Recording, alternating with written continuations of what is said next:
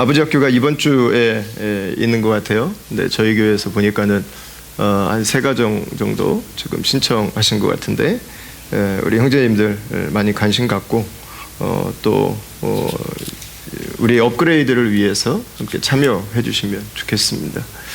저만 해도 운전면허 따려고 열심히 운전학원 다녔는데 가정을 이끌기 위해서는 면허를 딴 적이 없었어요. 초반 10년은 계속 들이받고 살았습니다. 계속 들이받고 살았습니다. 때로는 사이드미러를 보면서 뒤로 운전하기도 했습니다. 운전하는 법을 배운 적이 없었어요. 가정을 어떻게 섬겨야 되는지를. 그게 보면 저희 부부가 10년 동안 그렇게 스트러글을 했던 가장 큰 이유였어요. 건강하게 이 가정을 이끌어가는 그 리더십은 없어야 되는 게 아니라 리더가 건강하면 가정은 건강해지는 것입니다. 그래서 우리 형제님들께서 하나님께서 우리를 그 자리에 부르신 자리를 감당하기 위해서 많이 같이 해주시면 좋겠습니다. 그 예배가 계속 늘어나고 오시는 분들이 많아지고 하면서 여러분 기도의 자리를 더 힘써서 좀 지켜주시기를 바라고요. 수적으로 늘어나고 예배가 늘어나는 것만으로는 교회로서는 부담입니다. 영적 능력은 약화될 수밖에 없어요. 기도하는 곳에 같이 만나야 됩니다. 그리고 기도하기 위해서 또 힘써야 됩니다. 그래야 교회가 교회다워질 수 있습니다. 우리 공동체가 지금 그 방향에서 영적인 이 힘들을 좀 잃지 않을 수 있도록 저희들이 함께 하나님 앞에서 헌신할 수 있었으면 좋겠습니다. 오늘은 그 화내는 거에 대해서 같이 이야기를 좀 해보도록 하겠습니다. 혹시 상담 맞니? 맞아? 너 왜 이렇게 살이 빠졌어? 뭐 했다고? 동생 생겼다고? 고생했다고. 인생이 그래. 나도 고생해서 부었잖아 지금. 깜짝 놀랐어요. 아니, 살이 많이 빠져가지고 담기는 했는데 이게 아닌 것 같기도 하고 그래서.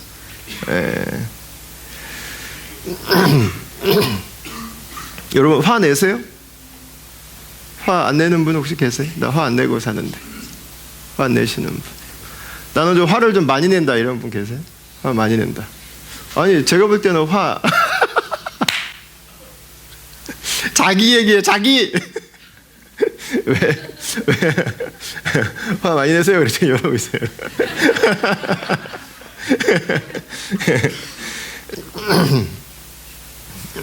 여러분 제가 볼 때는 한 번도 안 내시던데 어디서 그렇게 맨날 화내세요? 화를 안 내고 사는 사람은 없습니다. 이 화는 누구나 내죠. 통계적으로는 이 남자들이 일주일에 화를 6번 정도, 이게 그냥 이렇게 뻥 터지는 화예요. 남자들이 보통 6번 정도를 낸다고 합니다. 그 여자들이 약 3번 정도를 낸다고 합니다. 여자들이 이게 잘게 화를 내지 여자들은 이게 뻥 터지지는 않잖아요. 남자들이 더 성경적인 화예요. 일주일에 한 번씩 화내고 안식일은 주일은 쉬고. 남자들이 더 성경적이에요. 화를 안 내는 사람은 없습니다. 왜냐하면 화라고 하는 것은, 분노라고 하는 것은 하나님께서 우리를 건강하게 살아가도록 하기 위해서 만들어주신 메커니즘이에요. 일종의 우리 안에 쌓여지는 스트레스들이 외부로 표출되도록 하기 위해서 하나님이 주신 건강한 프로세스예요. 그러니까 화내는 것 자체에 대해서는 죄책감을 갖거나 죄악시 여겨서는 안 됩니다. 이거는 식성과 똑같은 겁니다. 엄마 배고파라고 말하는 자녀를 보면서 너 이게 짐승처럼 맨날 먹니? 이렇게 말하는 엄마 아빠는 없어요. 그래 먹고 싶은 거 먹어라. 그렇게 이야기를 하죠. 우리의 식욕 자체를 비난하는 사람은 없습니다. 먹는 방법이 문제겠죠. 그죠? 어떻게 먹느냐가 중요하죠. 네. 화내는 게 마찬가지예요. 화내는 거 여러분 당연한 겁니다. 화가 나는 거 건강한 것입니다. 그것은 문제가 아니라 사람이기 때문에 우리에게 정상적인 반응이에요. 근데 저는 그리스도인들 가운데서 화내는 거에 대해서 굉장한 부정적인 견해들을 갖고 계시는 분들을 봐요. 그리스도인들은 화내면 안 된다고 생각하는. 그래서 착한 그리스도인 컴플렉스에 빠지시더라고요. 그리스도인은 항상 착해야 된다는 거예요. 여러분 그렇지 않아요. 화내는 것은요 건강한 거예요. 문제가 아니고 어떻게 화를 내느냐가 중요한 거예요. 근데 그리스도인들 중에서 착한 그리스도인이 컴플렉스에 빠지면은요 항상 눌러요. 안으로 이렇게 꾹꾹 눌러놓고 살아요. 이게 나중에는 속에서 터져요. 속에서 터져요. 예. 여러분 눌러놓고 사는 거는 건강한 거 아닙니다. 화는 안 내는 게 중요한 게 아니에요. 화는 잘 내는 게 중요한 거예요. 옆에 계신 분들에게 한번 얘기해 주세요. 화 잘 내고 삽시다. 뭐 얘기하세요. 예. 그러니까 누군가 화내는 걸 봤다. 그렇다고 어떻게 저 사람은 화를 낼 수가? 여러분 그건 생각하는 사람이 잘못이에요. 화낼 수 있어요. 아니 화 나는데 어떻게 안 나는 척만 하고 살 수 있어요, 사람이? 그거는 화를 안 내야 된다고 생각하는 그 사람 자체가 모순덩어리인 거예요. 화내고 사는 거예요. 문제는 뭐냐면 화를 잘 내는 게 중요해요. 잘 내는 게. 그럼 우리가 화를 어떻게 좀 잘 낼 수 있을까? 오늘 크게 두 가지 부분으로 좀 나눠서 보면 좋을 것 같아요. 하나는 화를 내면서 우리가 좀 실수를 피하기 위해서 잠언에서 우리에게 해주고 있는 조언들입니다. 어떻게 화를 내면서 좀 실수하지 않을 수 있을까? 첫 번째는 결과를 생각하면서 화를 내는 것입니다. 잠언 15장 18절을 같이 한번 보시죠. 같이 한번 읽겠습니다. 시작. 분을 쉽게 내는 자는 다툼을 일으켜도 노하기를 더디하는 자 시비를 그치게. 아멘. 자, 성경에는 화를 내는 것이 이 문제를 해결하고 좋은 관계를 만들고 내가 원하는 것을 갖는 길이라 이렇게 가르치지 않습니다. 반대입니다. 이것은 다툼을 일으킨다고 말하고요. 또 다른 부분에 보면 다른 잠언 말씀에 보면 범죄하는 것이다 이렇게 표현을 했습니다. 뭐 우리도 그렇잖아요. 화내고 나서 일이 더 잘 되는 경우를 여러분 보신 적이 얼마나 있으세요? 뭐 별로 없잖아요. 예. 화내고 나면 항상 후회가 더 많죠. 예. 상황이 꼬일 때가 더 많죠. 화내고 나서 이게 잘했다라고 할 때는 생각보다 그렇게 많지는 않습니다.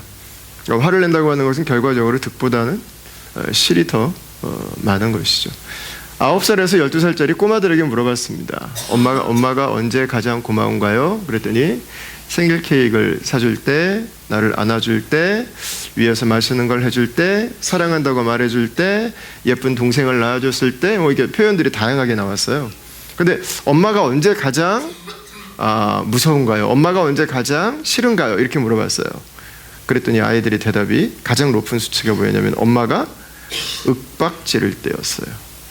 예, 엄마가 나에게 분노를 터뜨릴 때, 그때 엄마가 가장 싫다고 그랬어요. 저희도 뭐 근데 클 때 보면은 그렇잖아요. 밖에서 뭐 놀고 있을 때 들어와라 한 번 불러서 들어간 적이 없잖아요. 우리. 어머니가 점점 피아노에서부터 시작해서 이게 포르테를 지나서 포르테 심어쯤 돼야 이제 이제 들어갈 때 좀 되나 보다 하고 이제 들어가고 테레비 꺼라 그러면 안 껐잖아요. 우리도 보면 그래요. 우리도 엄마가 이거 화 안 내지 않을 수 없게 만들어서 갔잖아요. 보면. 그리고 나중에 엄마 소리 지르면 싫다고 그러고 다 똑같아요. 보니까 애들도. 근데 이게 누가 그러냐면 부모들에게도 인터뷰를 했어요.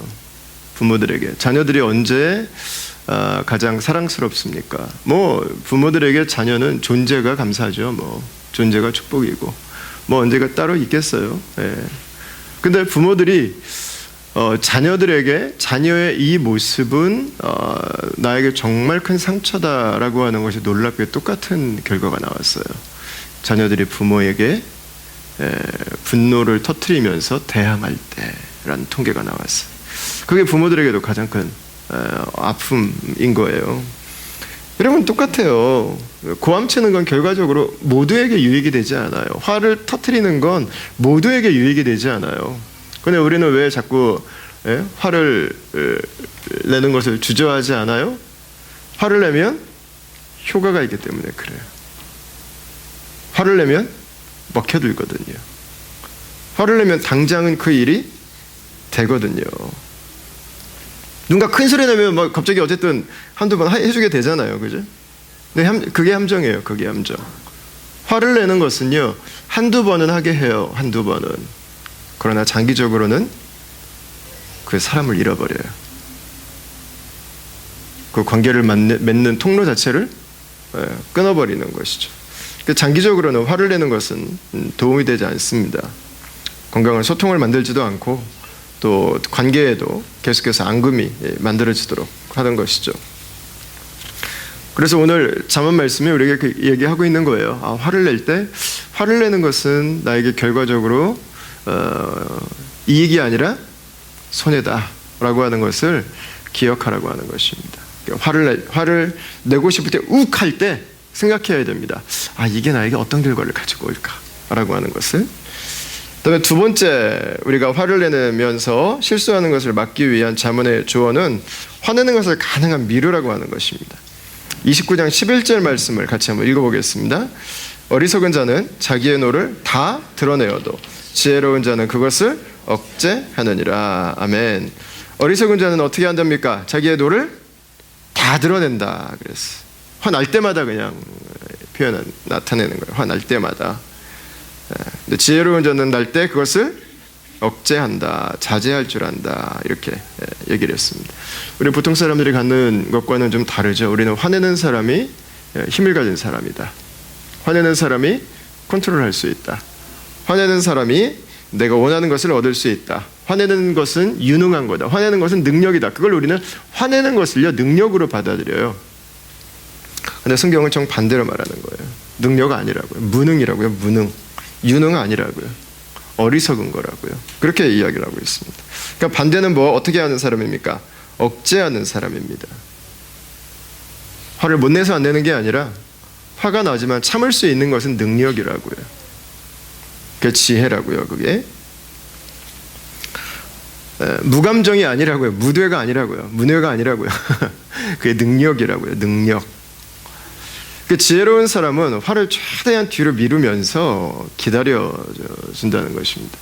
어떻게 이거를 화를 좀 뒤로 미룰 수 있는가? 그냥 택틱의 차원에서 여러분 혹시 가지고 계신 방법이 있으신지 모르겠어요. 토마스 제퍼슨은 화에 대해서 이런 이야기를 했습니다. 화가 나면 어떻게 하냐? 화가 막 터져서 나올 것 같다. 그러면 토마스 제퍼슨은 심호흡을 하고 속으로 1부터 10까지를 쉰대요. 하나, 둘, 셋, 그렇게 하면 안 되고 10까지를 세는 거예요. 10까지. 근데 10까지 셌는데도 화가 안 가라앉는다. 그럼 어떻게 하냐? 100까지를 센대요. 그래도 안 가라앉으면 어떻게 하냐? 계속 센대요. 이게 토마스 제퍼슨이 사용하는 방법이었고요. 우리 목사님들 중에서는 화 안 내기로 유명한 분이 전에 지구촌교회 목사님이시던 이동원 목사님이세요. 그분은 이제 저희 세대들에게는 아주 큰 멘토신데 한번 강의하는 걸 들으면서 이동원 목사님이 한번 강의하시는 곳에 제가 있으면서 목회자가 이 분노 컨트롤을 어떻게 해야 되는가에 대한 강의를 한번 들은 적이 있는데 그 말씀하시더라고요. 어떻게 화를 안 낼 수 있는가, 막 뚜껑이 막 열리고 막 열이 받는데, 이동건 목사님은 두 가지 방법을 쓰신대요. 하나는 침을 3번 삼키신대요. 화가 이렇게 나면 침을 3번. 올라오는 걸 막기 위해서. 그리고 심호흡을 3번, 표시가 안 나게 길게 3번을 하신대요.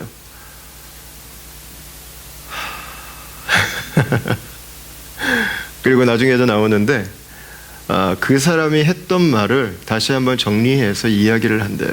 제가 들을 때는 이렇게 이야기를 하신 것 같은데 제가 잘 이해한 게 맞습니까? 다시 한번 묻는데요. 그런 그 감정이 이성의 차원으로 이렇게 바꿔져서 화내는 것을 지연할 수 있다. 이렇게 이야기를 하시더라고요. 일단 화가 날 때 화를 지연시키는 가장 좋은 방법은 화가 났을 때 첫 번째로 하고 싶은 그 말이나 행동을 하지 않는 것입니다. 다시 말씀드릴까요? 화내는 걸 지연할 수 있는 가장 좋은 방법은 화났을 때 첫 번째로 하고 싶은 말이나 행동을 첫 번째로 하지 않는 것입니다. 그래야 화를 미룰 수 있습니다. 그래야 화를 좀 안 낼 수 있습니다.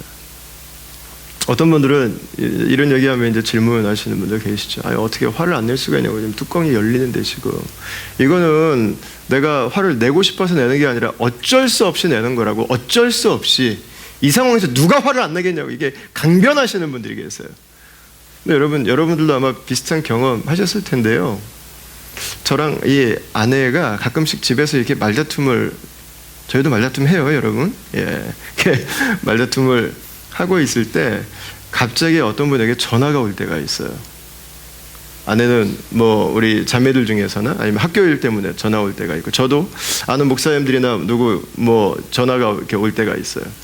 그래서 전화를 하잖아요. 그럼 놀랍게도요, 막 화나서 막 얘기하다가 갑자기 바뀌어요. 아, 여보세요? 아, 집사님, 안녕하세요. 여러분 그런 경험 있으세요? 막 화났는데 갑자기 나에게 존경하는 분에게 전화가 왔어요. 아, 그럼 왜 전화했어? 그러진 않잖아요, 우리. 그죠? 화가 나 있는 상황인데 그 상황을요, 0.1초도 안 된 상황에서 그걸 바꿀 수 있어요. 화를 내야만 하는 상황은 없는 거예요. 내가 화를 내기로 작정을 한 거지. 그 화를 왜 내는 거예요? 내가 화를 내는 이유는 이 상황은 어쩔 수 없이 화를 내야 되는 게 아니에요. 내가 화를 그렇게 내고 있는 이유는 뭐냐면 내가 화를 내기로 결정했기 때문이에요. 내가 나의 감정에 충실하기로 작정했기 때문이에요. 왜 화를 냅니까? 내가 선택한 거예요. 화내는 것은. 당신은 화를 내지 않는 것도 선택할 수 있다는 거예요. 옆에 계신 분들에게 한 번 더 이야기해 줍시다. 화내는 것은 내가 선택하는 겁니다. 예.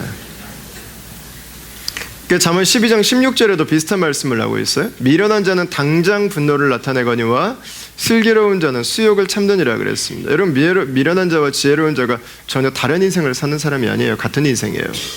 반응이 달라요.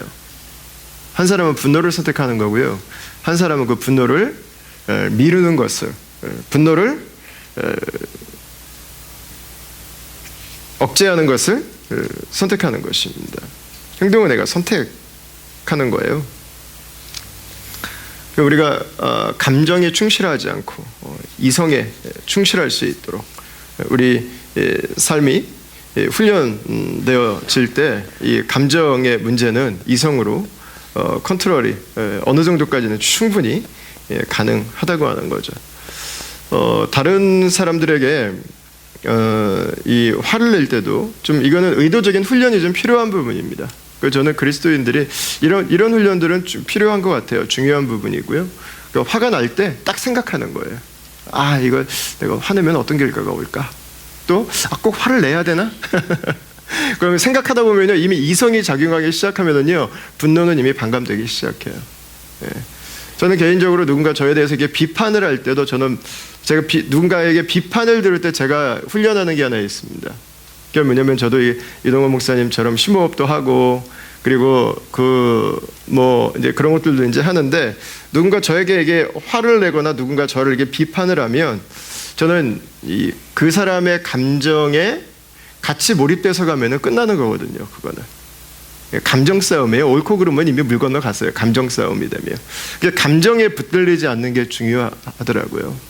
감정을 넘어서기 위해서 제가 하는 중요한 작업 중에 하나는 앞에 나와 있던 이야기들을 실행하는 부분도 있고요. 또 하나는 비판을 받는 건 일방적이잖아요. 제가 물론 제가 이렇게 저렇게 설명을 할 수도 있고 하긴 하지만 이미 분노가 있으신 상태에서 이야기를 하실 수도 있는 거니까, 저는 그럴 때는 어떻게 하냐면 살짝 다른 데를 봐요. 또 너무 열심히 딴 데를 보면 또 더 열받게 하니까 안 되고 지금 아직 뭐가 있는 거예요. 이렇게 하면은 문제 더 커지니까 안 되고 살짝 딴 데를 봐요. 아, 날씨 좋네. 제 이성이 감정에 몰입되지 않도록 이성을 계속 깨워요. 그래서 그분의 감정에 내 감정이 붙잡히지 않도록.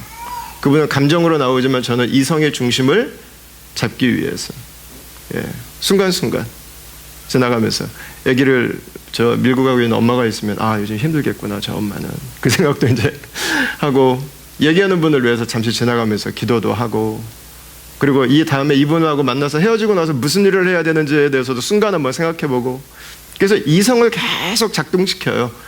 어텐션은 계속 그분에게 두지만, 그러면요 그분의 감정에 말려 들어가는 것을 최대한 억제할 수 있어요.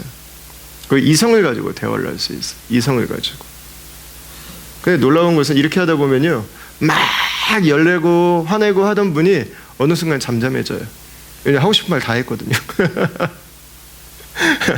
하고 싶은 말 다 하고 나니까 뭐 더 이상 뭐 그렇게 이제 할 게 없어요. 그냥 그 사이를 내가 감정으로 반응하지 않고, 내가 이겨먹으려고 하지 않고, 그 사이를 내가 이성을 유지해 가면서 내가 감정에 휘발려 가지 않으면서 들어만 주어도요 이미 해결됐어요. 이미 해결됐어. 예. 근데 중요한 포인트를 놓치시면 안 돼요. 너무 골똘히 딴 데를 보고 계시면 안 돼요. 그거는 일이 몇 배 더 커지시니까.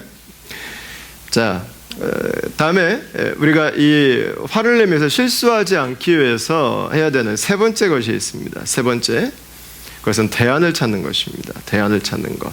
화내는 것 대신에 할 수 있는 게 무엇일까에 대한 것입니다. 자, 15장 1절 말씀인데, 유순한 대답은 분노를 쉬게 하여도 과격한 말은 노를 격동하느니라, 이렇게 말씀하고 있습니다. 화가 날 때는, 한쪽이 화가 날 때는 내가 화가 날 때는 표현을 부드럽게 하는 것이 좋습니다. 그래야 나의 나의 분노는 표현하면서 그것으로 싸움을 만들지 않을 수 있습니다. 그래서 화가 날 때 주로 이 전문가들이 제시하는 가장 좋은 방법이 뭐예요? 아이메시지를 사용하라고 하는 거죠. 아이메시지. 유메시지가 나오기 시작하면 당신이 그랬잖아 그러기 시작하면 이거는 이제 전쟁이에요. 전쟁. 니만 잘하면 되잖아. 이게 유가 나오면 이 전쟁이 시작돼요. 당신이 무엇을 했는가에 초점을 맞추지 말고 그 사람이 한 행동이나 말 때문에 내가 무엇을 느끼는지, 나에게 어떤 생각이 있는지, 나는 이렇게 느꼈어, 나는 이렇게 생각해 라고 하는 이 아이에다가 나에게 중심을 둬서 말하는 것은 우리에게 일어난 이 분노를 상처로 만들지 않고, 그리고 상대방에게 설득시키는 그런 가장 좋은 방법이죠. 그래서 상대가 화가 나서 길길이 날뛰어도 이 아이메시지는 효과가 있습니다. 상대가 화가 나서 지금 이 분노가 폭발하고 있어도 지금 내가 들을 때는 이렇게 말한 것 같은데 맞나요? 예. 그 이야기를 한번 정리해 주는 것으로 그 사람의 말에 감정으로 대응하지 않고 그 사람에게 내가 이성으로 대응할 수 있는 좋은 방법이 되게 하는 거죠. 왜 우리가 이렇게 분노의 문제를 있는 그대로 다 터뜨리고 있는 그대로 다 쏟아내고 하는 방법을 택하지 않고 이것을 더 완곡하게, 이것을 더 이성적인 방법으로 최대한 돌리기 위해서 하는 이 연습들이 왜 필요하냐면, 분노라고 하는 것은 전염되기 때문에 그래요. 분노가 전염되는 힘은요, 기쁨이 전염되는 힘보다 9배가 강하다고 합니다. 9배. 한 사람이 기뻐하면 옆 사람은 뚱할 수 있어요. 뭐 쟤 기쁜가 보다. 뭐 좋은 일 있나 보다, 좋겠네 뭐 하고 넘어갈 수 있다고요. 근데 누군가 나에게 분노를 하면 그 분노는 나에게 바로 착 달라붙는 거예요. 바로 튕기쳐 나가는 거죠. 여러분, 전염만 되지 않아요. 복제가 돼요. 누군가의 분노의 모습을 지속적으로 보면 그 분노는 나에게 복제가 돼요. 우리 어릴 때 생각했었잖아요. 엄마 아빠가 나한테 화내는 거 보면서 엄마 아빠는 왜 이렇게 화를 낼까? 나는 나중에 저렇게 하지 말아야지. 근데 엄마 아빠 내서 보니까 어때? 어느 순간 느껴지지 않아요? 엄마 아빠 모습이 나에게 똑같이 있다고 하는 게 어느 순간 느껴지지 않아요? 그렇게 싫었던 엄마 아빠의 모습이 나에게 이미 복제되어 있잖아요. 이미. 그죠? 여러분, 그 모습을 똑같이 가지고 갈 필요는 없잖아요. 예, 이제는 다른 모습의 복제를 만들어야죠. 믿음 안에 있는, 건강하게 살아가는 건강한 내면의, 건강한 영혼의 그 모습을 이제 복제시켜줘야죠. 그래서 누군가가 분노가 치밀어 오를 때, 아니면 부부싸움 할 때도 마찬가지입니다. 이건 제 아내 강의 노트에서 뺏겨왔습니다. 좋은 방법 중에 하나는 뭐냐면 브레이크 타임을 갖는 것입니다. 브레이크 타임을 갖는 거. 중요한 것은 이것은 사전에 미리 부부가 약속을 내놓으셔야 됩니다. 부부싸움을 하면서 이렇게 약간 수위가 이렇게 올라간다 싶으면 한쪽이 한쪽이 제안하는 거예요. 우리 물 한 잔 마시고 하자고. 그래서 잠시 브레이크 타임을 갖는 거예요. 잠깐 바람 좀 쐬고 와서 우리 다시 이야기하자고. 그러면 그 상황에서는요, 이미 원인은 이미 다 지나가 버렸어요, 이미. 원인을 지금 해결하기 위한 대안을 나누는 게 아니라 이미 감정에 몰입돼서 감정의 싸움이기 때문에 감정을 약간 식혀주는 게 필요해요. 저하고 아내는 그 약속을 했거든요. 이렇게 우리 좀 이렇게 올라가면 브레이크를 가집시다. 근데 저희는 브레이크 같지 않은 대화의 소재가 뭐냐면 저는 물이에요. 여보, 우리 물 한잔 하고 다시 얘기하자고. 그럼 잠깐 브레이크 갖자는 거예요. 그럼 서로 동의해요. 때로는 이렇게 아내나 남편이 자녀들에게 아니면 다른 사람들하고 말하면서 필요 이상으로 흥분하는 모습을 옆에서 볼 때가 있어요. 근데 자녀들 앞에서 왜 그러냐고, 다른 사람들 앞에서 그러지 말라고 그럼 나중에 더 큰 싸움 되잖아요. 그럴 때도 이건 좋은 방법이에요. 여보, 물 한 잔 마시고 잠깐 얘기할까요? 그 말은 저희 가정에서 물이라는 단어가 나오면 여보, 지금 우리 약간 좀 오버해서 가는 것 같아. 좀 캄다운이 지금 우리 필요해. 부부가 이건 미리 약속을 좀 해놓으세요. 약속을 합시다. 부부가 앉아 계시면 지금 약속들 하세요. 지금. 그 뭐 물로 해도 괜찮고 바람 쐬는 걸로 해도 괜찮고. 그래서 브레이크를 제한할 때 받아주는 것에 대한 훈련. 이게 부부싸움을요 굉장히 많이 막아줄 수 있고요, 부부싸움을 효과적으로 바꿔줄 수 있는 거예요.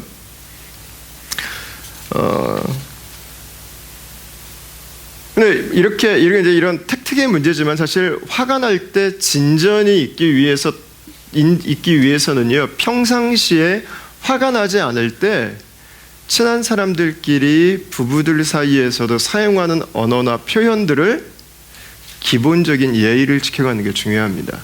저희 교회는 부부가 욕하는 분 안 계시죠, 서로? 없기를 바라요.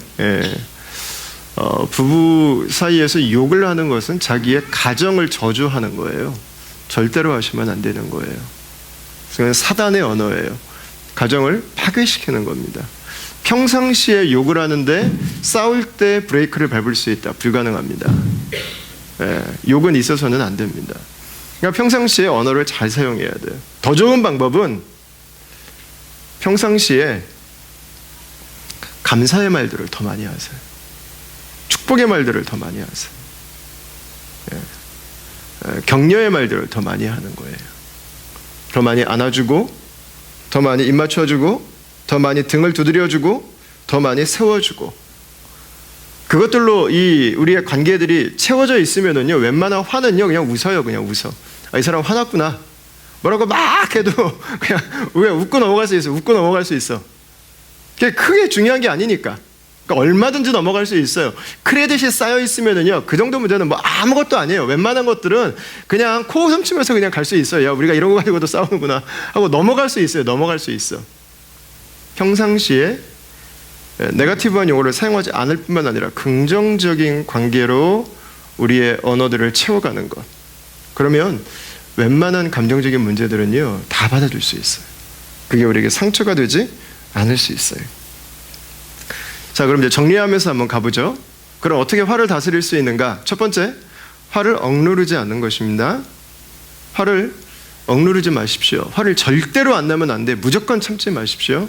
화는 나는 것입니다. 화를 억누르면 쌓이기 시작합니다. 브레인에도 쌓이고요, 간에도 쌓이고요, 위에도 쌓이고요, 장에도 쌓이고요, 눈에도 쌓이고요, 몸의 모든 곳에 쌓입니다. 빵꾸나기 시작하고요, 굳어가기 시작하고요, 움직이지 않기 시작합니다. 억누르지 마십시오. 두 번째, 그렇다고 폭발시키지 마세요. 쌓아놓으면 나에게 쌓이는데 폭발시키면 딴 사람에게서 터져요. 그게 쌓아놓으면 내 위가 터지는데 폭발시키면 내 화를 맨날 분노 폭발을 경험하는 사람의 위가 터져요. 그 사람의 브레인이 터지고. 폭발시키는 것은 좋은 방법이 아닙니다. 작을 때부터 말하세요. 작을 때부터. 세 번째, 화를 지혜롭게 표현하는 것입니다. 작을 때부터 말하세요. 그 이성으로 이 감정을 싫지 않고 말할 수 있는 단계에서부터 계속 대화를 나눌 수 있어야 됩니다. 지혜롭게 표현을 하고요. 이 부분도 역시 우리가 화내는 것에 대해 좀 대처하는 방법인데요. 누군가 화를 낼 때 그것을 감정으로 받지 말고 받아주는 연습이 좀 필요합니다. 누군가 화를 내면 아니 이 인간이 또 오늘 왜 덤비고 있어, 한번 해보자는 거야. 그리고 끝장 한번 보자, 이런 식으로 가면은요 이거 답이 안 나와요. 만약에 누군가가 화를 내면서 오면, 아 오늘은 이 사람이 화를 내는 사이클인가 보다, 아 오늘은 이 사람이 감정이 좀 많이 불편한가 보다, 아 오늘은 내가 받아줘야 되겠다. 받아줄 자세를 가지세요. 받아줄 자세, 받아줄 준비. 그 사람이 하는 말을 그냥 들어주세요. 그냥 들어줘. 다 받아치고 다 이겨먹고 그러려고 그러면 이 감정의 문제가 이 폭탄이 돼버려요. 폭탄이 돼버려요. 한쪽이 감정으로 나오면 한 사람은, 아 어차피 우리가 다 화를 내고 사니까 내가 받아주면 이 사람도 받아주지 않겠어요? 예. 받아줄 준비를 하세요. 받아줄 준비. 받아줄 준비를 하면은요 둘 다 이길 수 있어요. 윈윈할 수 있어요. 그러니까 맞받아 칠 준비를 하면 둘 다 루저가 될 수밖에 없는 거고요. 화를 지혜롭게 표현하십시오. 그 문제만 가지고 이야기를 하셔야 돼요. 과거 다 끌어내서 얘기하시면 안 되고요. 그리고 중요한 것은 문제를 지금 당장 해결하는 것보다 관계가 다치지 않도록 대화를 풀어가는 게 중요합니다.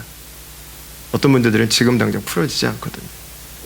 지혜롭게 어떻게 하면 우리의 관계가 다치지 않으면서 이것을 위해서 같이 대화하면서 미래를 더 잘 만들어갈 수 있을까에 대해서 같이 화를 내고 또 그 화를 받아주기도 하고 하면서 화를 정제하거나 폭탄으로 만들어가지 않고 우리 관계를 상하지 않도록 하는 방법으로 가지고 가는 거죠.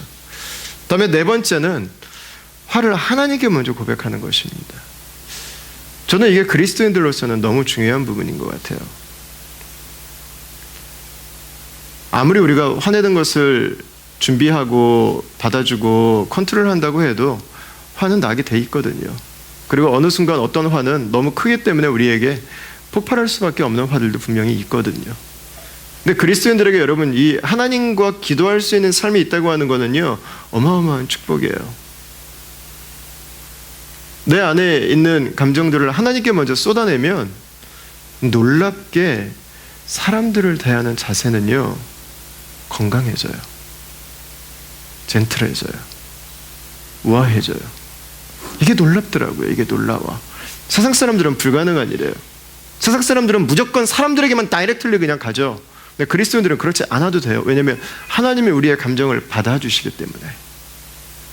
우리의 감정이 그분 앞에 쏟아지면은요 하나님의 것들로 나를 채울 수 있어요. 부글부글 끓던 마음이요 평안으로 채워져요. 아프던 그 마음이요 하나님의 기쁨으로 채워져요. 어떻게 이 분노를, 어떻게 이 화를 이길 수 있는가? 여러분 하나님 앞에 나아가세요. 그 화를 가지고, 그 분노를 가지고. 그러면 하나님께서 당신의 성품으로 우리를 채워주세요. 우리의 화는 받아주시고. 화났는데 하나님 앞에 가가지고 너무 이렇게 젠틀하게 기도하지 마세요. 하나님, 내가 그 형제님 사랑하게 해주시고. 무슨 사랑이에요 지금? 예? 꼬락선이 보기 싫어 지금 죽겠는데.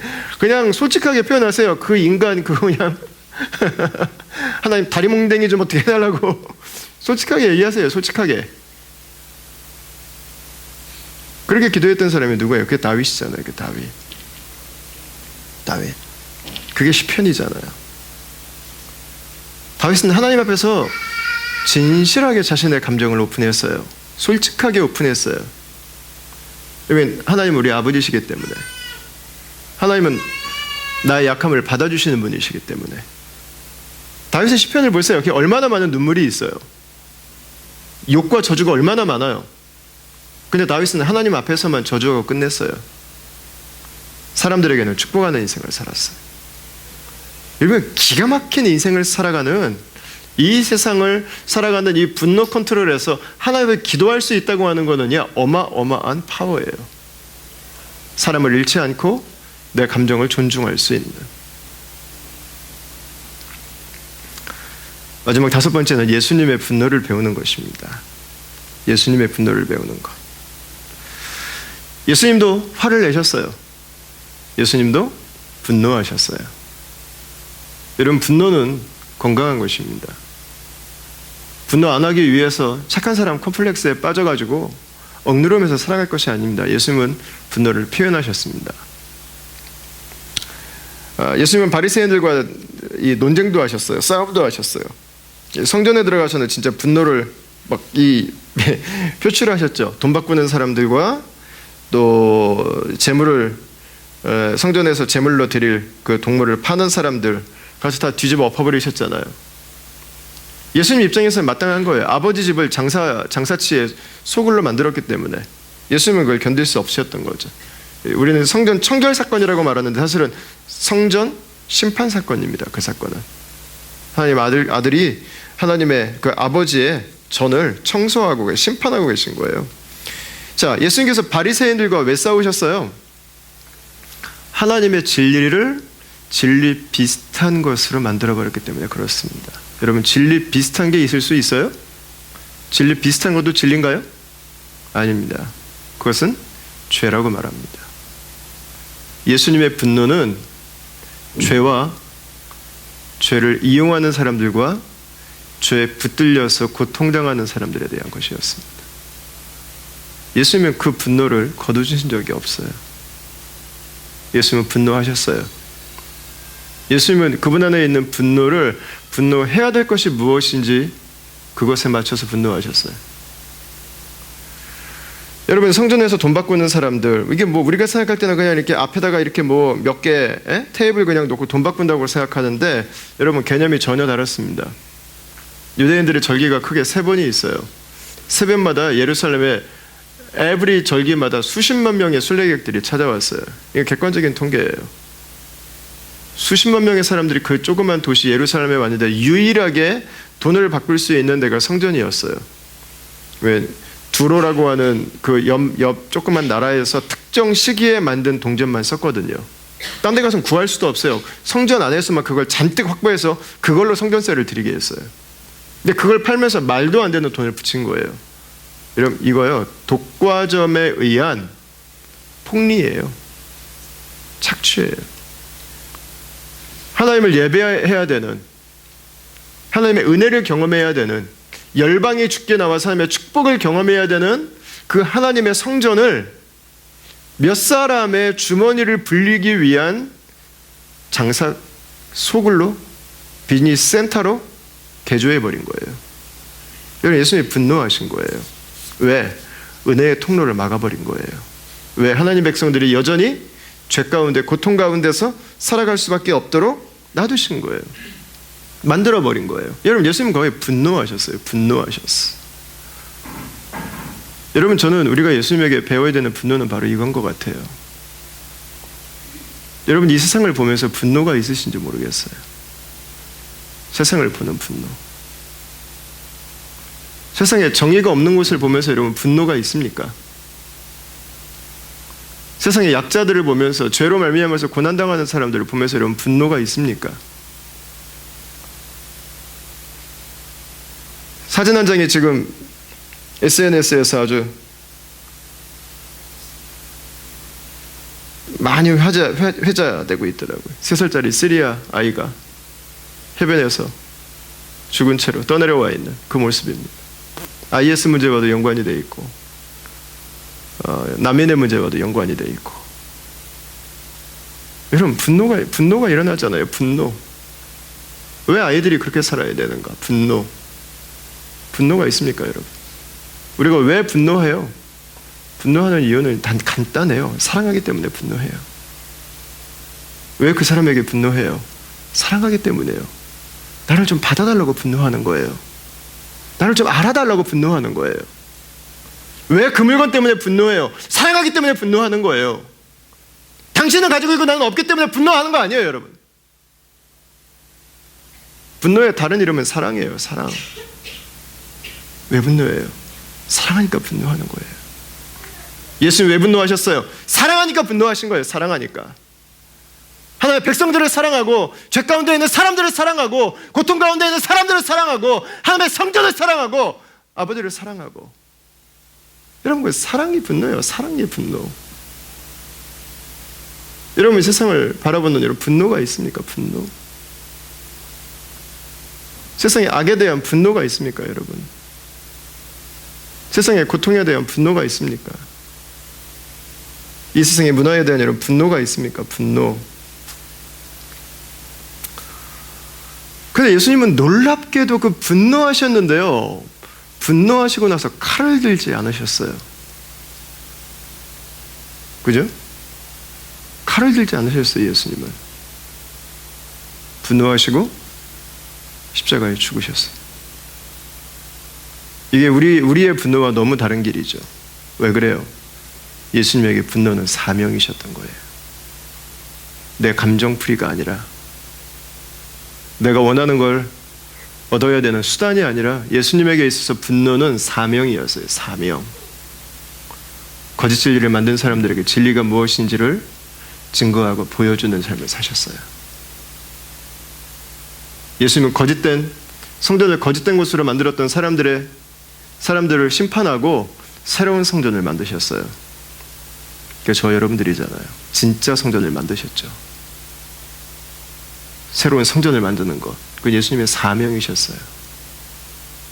이 세상의 죄와 악으로부터, 그 고통으로부터 자유케 되는 것, 예수님 분노하셨어요.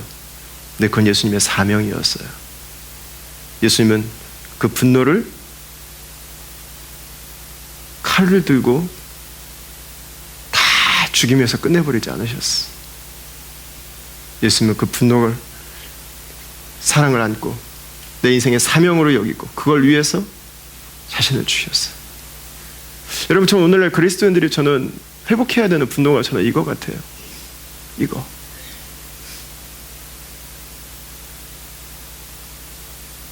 그냥 다른 사람들에게 내 기대치에 미치지 못했을 때 화나는 거. 오늘 현대사회는 비교에 의한 분노가 여러분 굉장히 많습니다. 비극이죠, 비극.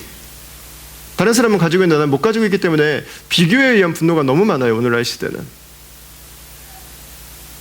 여러분, 그걸 넘어서 정말 분노해야 될 것, 정말 우리 인생을 드려야 될 것, 우리가 정말 사랑해야 될 것들, 여러분, 그것들을 위한 분노. 이 세상을 바라보면서 하나님께서 사랑하는 그 사람들, 하나님의 정의가 회복되어야 될 것들, 여러분, 그것을 위해서, 그것이 우리 공동체의 사명으로 받아들이고 그 민족을 우리 순의 사명으로 생각하고 그 일들을 내 사명으로 알고, 우리가 일평생 한다고 하면 얼마나 하겠어요? 그러나 누군가는 하나님의 말씀에 순종해서 그 일들을 감당해 나가고 있다고 하는 것을, 여러분, 오늘도 우리의 삶으로 실천하는 것, 여러분, 그것이 교회의 사명이 아니겠습니까? 여러분, 이 분노에 대한 이야기는 사실은 사랑에 대한 이야기예요. 사랑에 대한 이야기. 그리고 이 분노를 어떻게 이 세상 가운데서 더 잘 분노할 수 있을까?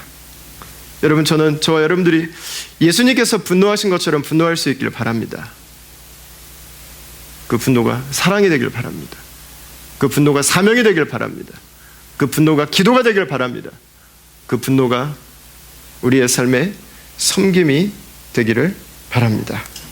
그 주님의 분노를 가지고 오히려 이 세상을 축복하고 이 세상을 회복하고 이 세상 가운데 하나님의 일하심을 드러낼 수 있는, 여러분, 그런 마음의 분노를 잃지 않는 다음의 가족들이 다 되시기를 주의 이름으로 축원합니다. 이 시간에 우리 같이 한번 찬송했습니다. 찬송은 우리 찬송가 428장, 내 영혼의 햇빛이니, 우리 찬송 같이 하시면서 하나님 앞에 한 주간 또 오늘 말씀을 통해서 우리에게 주신 감사와 도전들이 있다면 여러분, 우리의 마음을 담아서 또 봉헌하는 시간을 가질 수 있도록 하겠습니다.